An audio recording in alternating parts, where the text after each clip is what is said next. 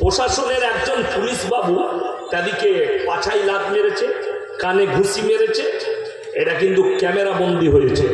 তাকে সাসপেন্ড করা হয়েছে, তার জন্য কারবাই চলছে। কয়েকজন হিন্দু ভাইদের পণ্ডিত তারা অভিযোগ করেছে এরা রাস্তায় কেন নামাজ পড়ে। আচ্ছা আপনারা বলুন তো, আচ্ছা জুম্মার 2 রাকাত নামাজ পড়তে 3 থেকে 4 মিনিট থেকে খুব বেশি 5 মিনিট লাগবে, ঠিক কিনা কথা বলে? 5 মিনিট আমি ধরে নিলাম। যদি এটা অন্যায় হয় 5 মিনিটের নামাজে, তাহলে 1 মাস ধরে দুর্গা উৎসবের প্যান্ডেল রোড ব্লক করে হয়, সেটা কি করে সংবিধানে মানতে পারে? কথাটা বুঝতে পারবেন না? আমার বর্তমান টাউনে দেখিয়ে দেবো, রোড ব্লক করে দুর্গা উৎসবের প্যান্ডেল হয়। আমরা মুসলিমরা প্রতিবাদ করি না, আমি আজকে প্রতিবাদও করছি। কেন হবে এটা আমি বলবো না। কেন? ভারতবর্ষ হিন্দু, মুসলিম, জৈন, খ্রিস্টান সেকুলার দেশ, সব ধর্মের মানুষ সংবিধানে আছে নিজের নিজের ধর্মকে সমান অধিকারে পালন করতে পাবে, ঠিক কিনা কথা বলে? এটা ভারতের সংবিধান, আমি বলিনি, আমার ভাষা নয়, বাবা আম্বেদকর লিখে গেছে সংবিধানটা। এই ভারতবর্ষে যতগুলো জাতি আছে, যত ধর্মের মানুষ আছে, নির্দ্বিধায় নিজের নিজের ধর্ম পালন করবে। একটা মুসলমান যদি 5 মিনিট সে যদি নামাজ পড়তে না পায়, তুমি 3 দিন, 10 দিন, 20 দিন রোড ব্লক করে পুজোর মণ্ডপ কি করে বানাতে পারো? এই উত্তরটা দাও, এই উত্তর নিয়ে এসো। যদি বলো দেশটা তোমার, তো যতটা তোর বাপের ততটাই আমারও বাপের, এটা মাথায় রাখবি। কেন? এই ভারতকে শুধু হিন্দুরা স্বাধীন করেনি, শুধু শিখরা স্বাধীন করেনি, শুধু বাঙালিরা করেনি, 56,000 আলেম দেশের জন্য গর্দন দিয়েছে। আমার ভাই, লাহোর থেকে দিল্লি পর্যন্ত এমন একটা গাছ ছিল না যেখানে আলেম দিকে ঝোলানো হয়নি। আপনারা জানেন, আপনারা মেদিনীপুরের মানুষ, আজকে মেদিনীপুর ভাগ হয়েছে না হয়নি? পূব আর পশ্চিম, আপনারা পশ্চিম মেদিনীপুরে, এটা মনে হয় তাই না? পশ্চিম। আমার ভাই, এই মেদিনীপুরে এই বাড়ি মাতঙ্গিনী হাজেরা, সে কোনো অমুসলিম ছিল না, সে মুসলিম মেয়ে, ঠিক কিনা? সে স্বাধীনতা সংগ্রামী না? সংগ্রামী নয়, স্বাধীনতা সংগ্রামী। কিফায়েতুল্লাহ, আশফাকুল্লাহ, টিপু সুলতান, হায়দার আলী, নবাব সিরাজউদ্দৌলা, বড় বড় নামগুলো বলছি। মাল্টার জেলে কয়েকশো আলেমকে রমজান মাসে আন্ডার প্যান্ট পরিয়ে রেখেছে, কয়েকশো আলেমকে। এই হিস্ট্রি যদি খুলে পড়ে আপনার চোখ দিয়ে পানি পড়বে, পানি পড়বে যে এই ভারতবর্ষের জন্য মুসলমানদের কতটা রক্তক্ষয় হয়েছে। কেন? ইংরেজদের হাত থেকে স্বাধীন করা। আর আজকে বলছো আমাদের অধিকার নেই। আজকে আমরা মুসলমানরা, আমাদের মৌলবীরা কোনো কথা বললে এদের নামে এফআইআর হয়ে যায়, কিন্তু দিল্লির রাস্তায় দাঁড়িয়ে বলছে हिंदुस्तान में रहना होगा तो जय श्री राम कहना होगा। अगर हम कहें कि हिंदुस्तान में रहना होगा तो अल्लाह अकबर कहना पड़ेगा। तो আমার নামে এফআইআর দারাজ হবে। আর এটা ইসলাম ধর্ম, আমার নবীজি সাল্লাল্লাহু আলাইহি সাল্লাম এবং কোরআন হাদিস কেউ এটা অনুমতি দেয় না যে আমি এই ভাষা প্রয়োগ করি। কেন? সবাই নিজের নিজের ধর্ম পালন করে। এখানে একটা কথা বলে দিই, যারা মুসলিম ভাই আছেন, শিক্ষিত অশিক্ষিত সবাই সরে যান, আল্লাহর কসম করে বলে যাচ্ছে, তলোয়ারের দ্বারা ইসলাম প্রচার হয়নি, হিংসা বিদ্বেষের দ্বারা ইসলাম প্রচার হয়নি। আল্লাহর হাবিব সাল্লাল্লাহু আলাইহি সাল্লাম যদি ইসলাম প্রচার করেছেন আখলাক, চরিত্র, মহব্বত আর প্রেমের দ্বারা। জোরে বলুন সুবহানাল্লাহ। আমার মুসলমান ভাই, আজকে মুসলমানদের কমিটা বলে, এখানে যারা এসে বসেছে, বসছে, যারা বসে আছে, সকল মুসলমান জানে, কি জানে? প্রত্যেকটা মুসলমান নরনারীর জন্য দ্বীনি শিক্ষা অর্জন করা ফরজ না ফরজ না? ফরজ। আমি শুধু আপনার গ্রামের কথা, ওমর চকের কথা বলবো না, গোটা মেদিনীপুর ধরে নেন, মেদিনীপুর বাদ দেন, এটা কেশপুর থানা, তো কেশপুর থানা, গোটা কেশপুর থানা যতগুলো মুসলিম আছে, যদি এই ইমাম সাহেব দিকে দিয়ে সমীক্ষা করা হয় যে আপনারা আপনার গ্রামের সমীক্ষা করে বলুন কত পার্সেন্ট মুসলিমের কাছে দ্বীনি শিক্ষা আছে, আশা করি আমার মনে হয় 95% মুসলমানের কাছে দ্বীনি শিক্ষা নেই। ঠিক বললাম না ভুল বললাম? রাগ করবেন না বাবা, শুধু আপনাদের নয়, গোটা পশ্চিম বাংলার নয়, ভারতবর্ষের হারে। যদি বলেন কেন, আপনি দ্বীনি শিক্ষা বুঝেন। কে বলল? দ্বীনি শিক্ষা অর্জন করতে গেলে আলেম হতে হবে, হাফেজ হতে হবে, মুফতিকারী হতে হবে না। দ্বীনি শিক্ষা অতটা একটা মুসলিমকে অর্জন করতে হবে যতটা করলে হারাম হালাল চিনতে পারে, দিন আর বদ্দিন চিনতে পারে। বেঈমান কাফেররা আপনার উপরে যে জাল ফেলাচ্ছে সেই জালটা যেন আপনি বুঝতে পারেন।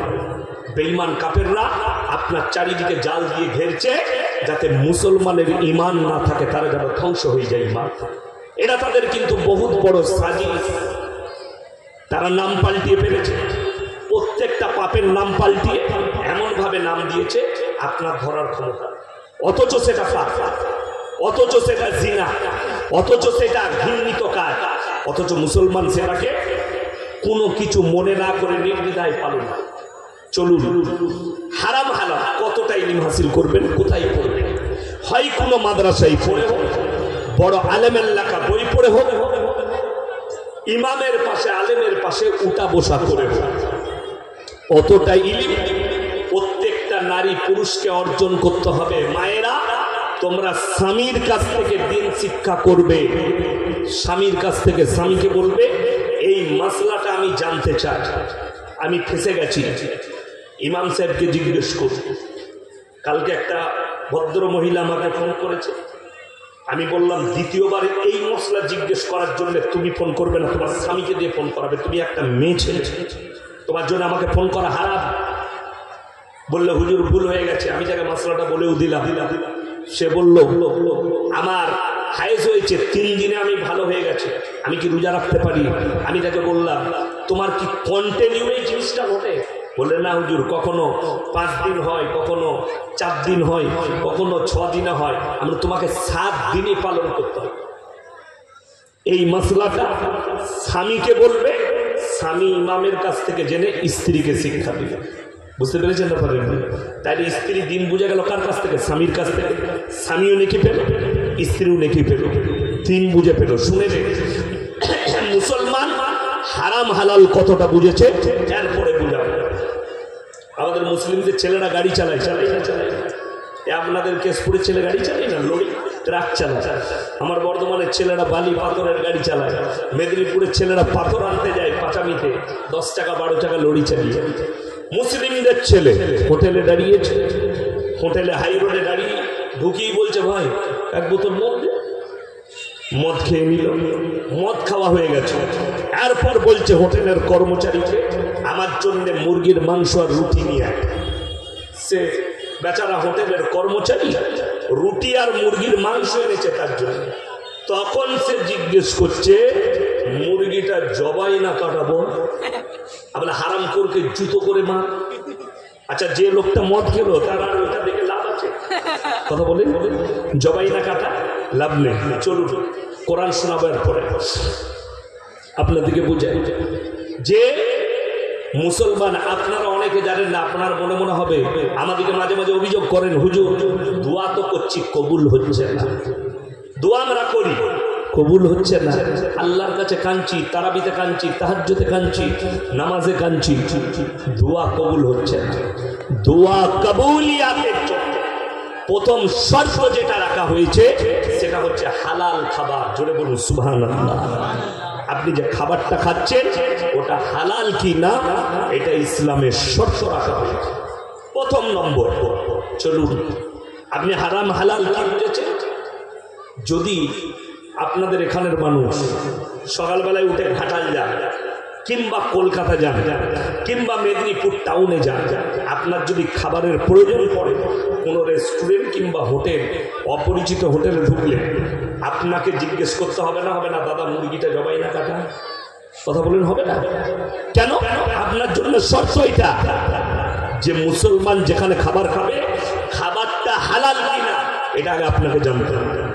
দাদা মুরগিটা আপনার হোটেলে জবাই কিনা এটা জানতে হবে, এটা শর্ত তোমার জন্য। আমি আমার মেয়ে বলল মোমো খাবো, তো আমাদের বাজার আছে গলসি বাজার, পরিচিত দোকান, ছেলেটাকে আমি চিনি, কিন্তু যারা দুজনা বানাচ্ছে মোমোটা তারা কিন্তু নেপালি, মেয়েটাও নেপালি তার স্বামীটাও নেপালি। আমার সন্দেহ হলো মুরগি কাটা হুয়া কি হালাল কিয়া হুয়া, বলে হামে নেই মালিক তো। সেই মালিক তখন আমাকে উত্তর দিচ্ছে তুমি আমাকে চিনো না, আমি মুসলমান, আমি তোকে চিনি কিন্তু এদিকে চিনি না। এই দুটো গেটআপকে দেখে আমার সন্দেহ হলো বলে জিজ্ঞেস করেছি। সে বললেন না হুজুর আমি নিজে জবাই করে নিজের হোটেল চালাই। আলহামদুলিল্লাহ তাহলে যাই যাচ্ছে, অসুবিধা নেই, নিয়ে যাবে। শর্ত এটা আপনাকে জিজ্ঞেস করতে হবে হালাল খাবার। চলুন এরপর একটা বাঁশ দিই, আমার বাঁশ সবাই দিতে পারে না, হালকা হালকা করে দিয়ে যাবো। এক নম্বর কি আপনি এটা বুঝে গেলেন যে ইয়াসিন সাহেব রাতের বেলায় বয়ান করে গেছে, ইয়াসিন ভাই বর্ধমান থেকে এসে জবাই করা মাংস খেতে হবে। সকালবেলায় উঠে আপনার কাছে বাজারের নাম কি? আচ্ছা ওইখানে গিয়ে বললেন দাদা 1 কিলো জবাই করা মাংস দেন, কিনছেন জবাই করা মাংস, কিন্তু টাকাটা আবার সুদের টাকা, সেই একই মাল দাঁড়িয়ে। এ কথা বুঝতে পেরেছেন? কথা বুঝাতে পারলাম? জবাই করা মাংস কিন্তু টাকাটা সুদের টাকা। এরপরে এই সুদের বায়ান করে দিলে সকালবেলায় চায়ের দোকানে সুদখোর মাল কটা আমাকে গাল দিবে না, দিবেন ও বাজে হুজুর সুদ নিয়ে বায়ান করেছে, সুদখোররা। আমি আমার কথা বলিনি, এরপর কোরআনকে জিজ্ঞেস করুন। কাকে বললাম? কাকে বললাম? কোরআন সত্য না মিথ্যা? আরো জোরে বলুন সত্য। কোরআনকে জিজ্ঞেস করুন। আমার আল্লাহ রাব্বুল আলামিন কোরআনে বললেন ওয়াহাল্লাল্লাহুল বাইয়া ওয়া হাররামার রিবা, হে আমার নবী তোমাদের জন্য সুদকে হারাম করেছি এবং ব্যবসাকে আমি আল্লাহ হালাল করেছি। জোরে বলুন সুবহানাল্লাহ। সুদ হারাম, ব্যবসাকে হালাল। নবীজি সাল্লাল্লাহু আলাইহি সাল্লামের হাদিস। এরপরে হাদিসটা শুনেলেন, নবীজি বললেন কেউ যদি 1 টাকা সুদ খায় মায়ের সঙ্গে, নিজের মায়ের সঙ্গে 36 বার জিনা করার সমান পাপ হবে। নাউজুবিল্লাহ বলেন। এরপর আপনি ভেবে দেখুন যারা সুদখোর, আপনারা জানেন ব্যাংকে টাকা রাখলে একটা ইন্টারেস্ট পাওয়া যায় না? পাওয়া যায়, পাওয়া যায়। যদি বলেন হুজুর ওটা কিভাবে ব্যবহার করব, এই সুদের টাকাটা এত নিকৃষ্ট টাকা। আমাদের দেশের অনেক আউলিয়া পাবে নামাজ পড়ে, মসজিদে গিয়ে নামাজ আদায় করছে, নামাজও পড়ছে, কিন্তু ব্যাংকে 10 লাখ টাকা রেখে দিয়েছে, যে সুদটা পায় সেটা থেকে সংসার চালায় হুজুর। দিয়ে হজরত সে যেছে টুপি লাগিয়ে আর হাতে তসবিহ নিয়ে, এরা মার খাবে কবরে। কথাটা বুঝতে পারেননি? হ্যাঁ, ব্যাংকের সুদের টাকা আপনি শুধুমাত্র কোন মাদ্রাসা মসজিদে পায়খানা বাথরুম হলে সেখানে লাগাতে পাবে। কোথায় বললাম?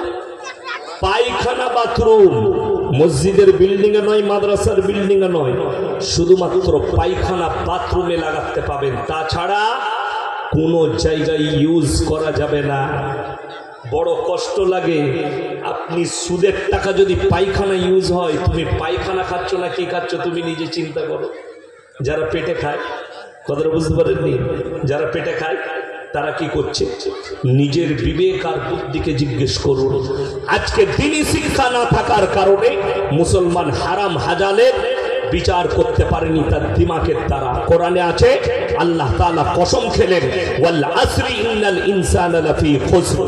হে নবী আমি জামানার কসম করে বলছি মানুষ ক্ষতিগ্রস্তর মধ্যে রয়েছে। ইল্লাল্লাযীনা আমানু, কিন্তু তারা নয় যারা ঈমান এনেছে, ওয়া আমিলুস সলিহাত, যারা আমালে সলিহা করেছে, ওয়া তাওয়াসাউ বিল হক, যারা হকের উপরে টিকেছে, ওয়া তাওয়াসাউ বিস সাবর, এবং যারা সবর করেছে, ধৈর্য ধারণ করেছে, তারা কখনো পদভ্রষ্ট হবে না। আল্লাহ আমাদের সকলকে হেফাজত করুন, বলুন আমিন। বর্তমান সময়ে যদি বলেন মুসলমানের ঈমানটা কোন জায়গায় আছে, আপনাদের মেদিনীপুরে কচু চাষ হয় না? কচু হয়, দেখবেন কচু পাতার উপরে পানি পড়লে পানিটা থাকে না, পড়ে যায় বাবা, পড়ে যায়।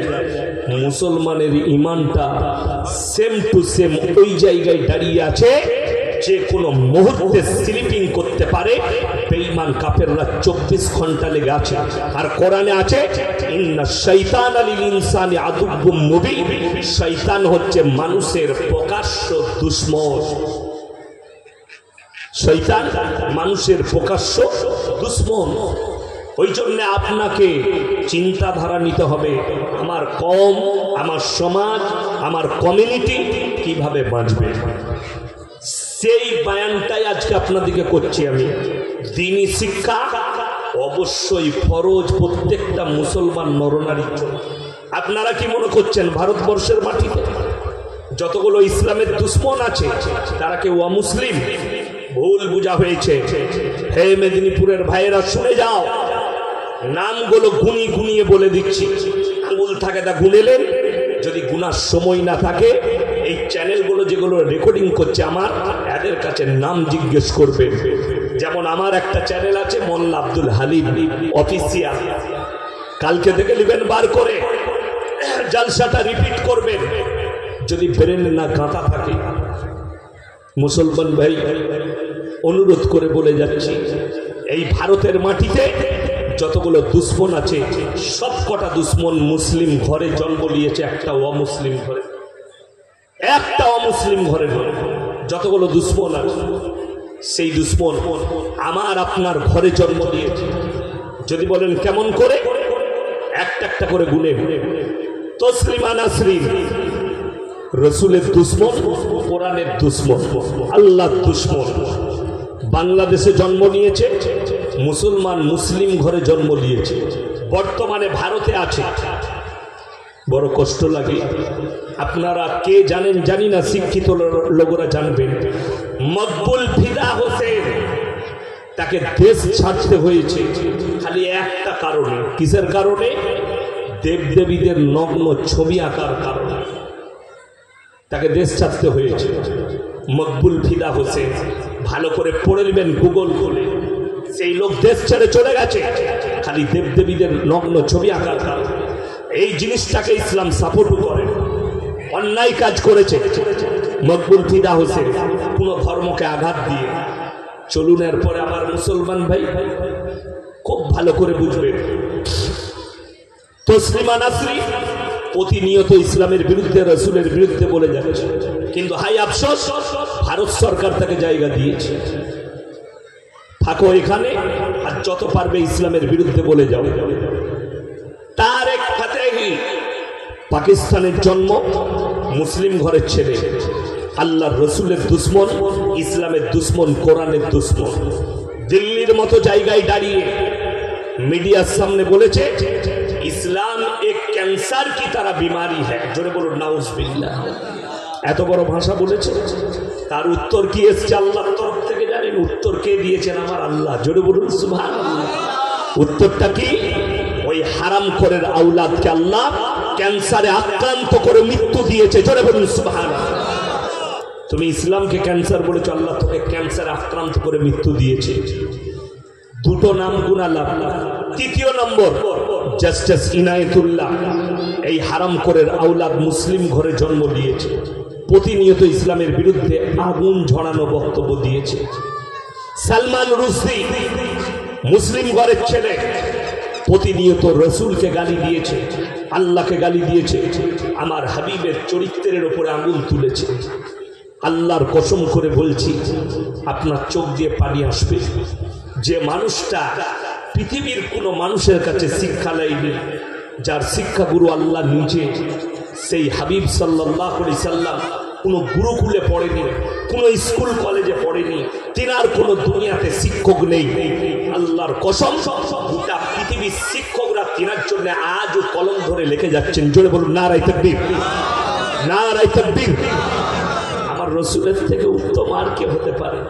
যে লোকটা কারোর কাছে পড়ালেখা করলো না, সব শিক্ষিতরা তিনার জন্য কলম ধরে আছে, লিখছেন। বড় বড় পণ্ডিতরা লিখেছেন। আমেরিকার শিকাগো শহরে স্বামী বিবেকানন্দের মতো লোক বলেছেন এই পৃথিবীর বুকে মহামানব একজনই আছেন, তিনি হচ্ছেন হযরত মুহাম্মদ মুস্তাফা। সকলে বলুন সাল্লাল্লাহু আলাইহি ওয়াসাল্লাম। আর কি চান? স্বামী বিবেকানন্দের মতো লোক বলেছেন পৃথিবীতে মহামানব কেউ নেই, একজনই আছেন, তিনি হযরত মুহাম্মদ মুস্তাফা সাল্লাল্লাহু আলাইহি ওয়াসাল্লাম। আমার মুসলমান ভাই, আমি 4টা গুনালাম। 5 নম্বর, তার নাম হচ্ছে ওয়াসিম রিজভী। কোরআনের 28টা আয়াতের উপর সুপ্রিম কোর্টে কেস ঠুকেছিল। এই আয়াতগুলো কোরআন থেকে সরাতে হবে, যদিও সুপ্রিম কোর্ট খারিজ করে দিয়েছে।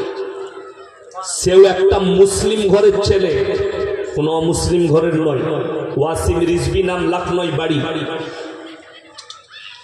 5 নম্বর হলো, 6 নম্বরটা বাংলাদেশের আসাদ নূর বলে নতুন এক হারামের আওলাদ জন্ম নিয়েছে। প্রতিনিয়ত বাংলাদেশ ছেড়ে পালিয়ে বিদেশে কোনো দেশে আছে, সেখান থেকে প্রতিনিয়ত আল্লাহ রসুলের চরিত্রের উপরে দাগ লাগাচ্ছে, ইসলামকে গালি দিচ্ছে, আল্লাহকে গালি দিচ্ছে। আল্লাহ এদের সকলের বিচার করবে। কিন্তু জানেন, যদি বলেন এরা মুসলিম ঘরে জন্ম নিয়ে এই জায়গায় পৌঁছালো কেন, তার কারণ একটাই। তার কারণ হচ্ছে এদের মা বাবা এদিকে ছোটবেলায় দ্বীনি শিক্ষা না দেওয়ার কারণে এদের হালটা এরকম হয়েছে। আপনার ছেলে ডাক্তার তো হবে, প্রফেসর তো হবে, ইঞ্জিনিয়ার হবে, ডাক্তার হবে, উকিল হবে, ব্যারিস্টার হবে। আল্লাহর কসম করে বলছি, কাগজ থাকে তা লিখে নিয়ে যান, যদি তার মধ্যে দিন না থাকে আমার আল্লাহর কাছে কোনো মূল্য, কোন রকমের মূল্য নাই। সে একটা জীবজন্তু জানোয়ারের নেই আমার আল্লাহর কাছে, যদি দ্বীনি শিক্ষা না থাকে। আমি আমার বর্ধমান টাউনের কথা বলছি, এমনও মুসলিম ডাক্তার আছে, সে হারাম করে আওলাদ সালাম দিলে উত্তর দেয়। কেন? সে তো মুসলিমই না, সে মুসলিমই নেই, মুসলমান থেকে খারিজ। আবার এমনও ডাক্তার পাবে, একজন ডাক্তার বাবু আছেন, তার নাম হচ্ছে শিশু ডাক্তার, ডাক্তার আমিনুল ইসলাম। খুব বড় শিশু ডাক্তার। আমার ছোট মেয়েকে কয়েকবার দেখিয়েছি। তিনি আবার আমার মাদ্রাসার একজন গুরুত্বপূর্ণ মেম্বারের জামাই, ডাক্তার আমিনুল ইসলাম। তিনাকে দেখলে মৌলবি ছাড়া চিনতে পারবেন না, এত বড় বড় দাড়ি, হজ করে এসছে, 5 ওয়াক্তের নামাজি লোক, তাহাজ্জুদ গুছার লোক, এত ভদ্র নম্বর আল্লাহ বালা। এই দুটোর পার্থক্য একটাই, খালি বাড়ির পরিবেশের কারণে। তার মা বাবা তাকে ছোট থেকে ইসলামের শিক্ষা দিয়েছে, আর এর মা বাবা ও যেমন হারাম কর, জীবনে ওকে কোরআনের কথা বলেনি, আল্লাহর কথা বলেনি, রাসূলের কথা বলেনি। চলুন, অনেকজন মনে মনে ভাববে